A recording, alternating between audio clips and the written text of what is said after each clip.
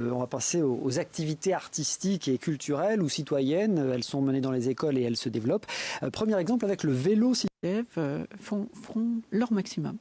Alors on précise que ce diplôme est délivré par un jury, alors qu'il ne conditionne pas le passage en niveau supérieur, en seconde, mais qu'il est parfois pris en compte, notamment pour certaines bourses d'études.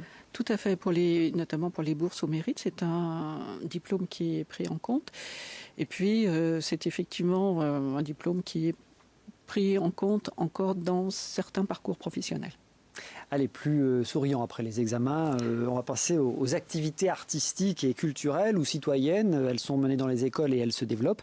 Premier exemple avec le vélo citoyen. Cela fait tout juste 10 ans que l'opération existe. Reportage. Dernière photo de famille avant le départ des élèves de l'école Paul Langevin. Les enfants sortent leurs deux roues du garage. C'est la 5e édition de l'opération Vélo citoyen. C'est un tour de l'Isère à vélo.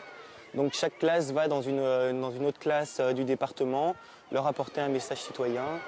Là, on a 72 classes qui participent sur l'Isère. Ça représente combien d'enfants ? 1800 enfants.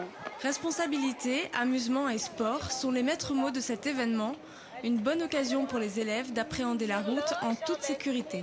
Alors pour les 3/4, c'est les vélos des enfants et pour 1/4, c'est des vélos qui nous ont été prêtés par l'UCEP. Ainsi que les casques aussi, les chasubles.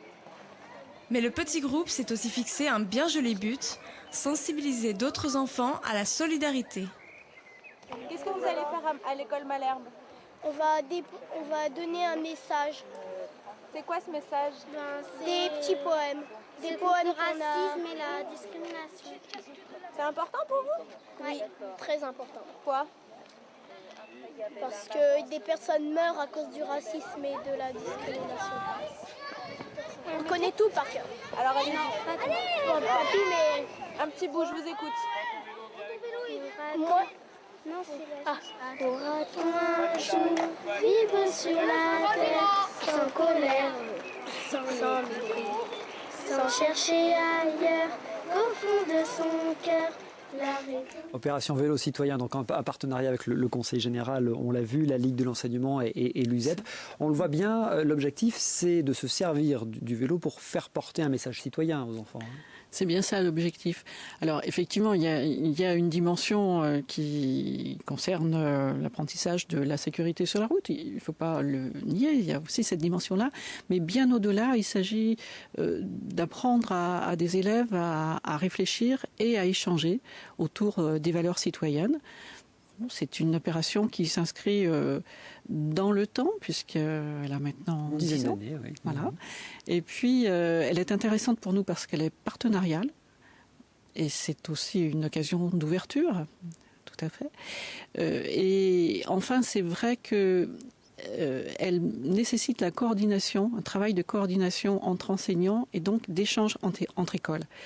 Et ça, je crois que nous sommes friands de ces occasions, parce que chacun s'enrichit à cet échange-là. Une cinquantaine de classes à participer à ce vélo citoyen, à ces opérations vélo citoyen. C'est un peu plus d'1 millier d'enfants, 1150 enfants de 8 à 10 ans. On a évoqué le sport, on va aussi évoquer l'ouverture à la culture et à l'histoire, avec cet exemple il y a quelques jours à Barrault, dans le Grésivaudan. Des enfants des écoles du Haut-Grésivaudan ont participé à une randonnée sur le thème de la résistance. Résister, c'est stopper la violence. Résister, c'est partager. Résister, c'est lutter contre la douleur. Résister, c'est regarder devant soi. Ils n'ont qu'une petite dizaine d'années, mais déjà une idée bien précise de ce qu'est un combat. Au Fort Barrault, cette classe de CM1 et CM2 ont fait un saut dans l'histoire, grâce notamment au récit des résistants de la Seconde Guerre mondiale. L'officier allemand qui était derrière lui a dit « Si tu le manques, cette fois, moi je ne te manquerai pas ». 4 résistants répondaient aux curieux et faisaient part de leur expérience de la guerre dans les années 40. Des histoires parfois difficiles à entendre, mais qui ont forgé le respect et l'admiration de la jeune génération. C'est impressionnant parce qu'ils ont résisté, donc on se dit, voilà, c'est... Puis en même temps, savoir qu'ils ont eu plein d'amis et qu'ils y ont échappé, c'est quand même fort ça. Un moment privilégié et riche en émotions qui avait lieu pour la 8e année consécutive.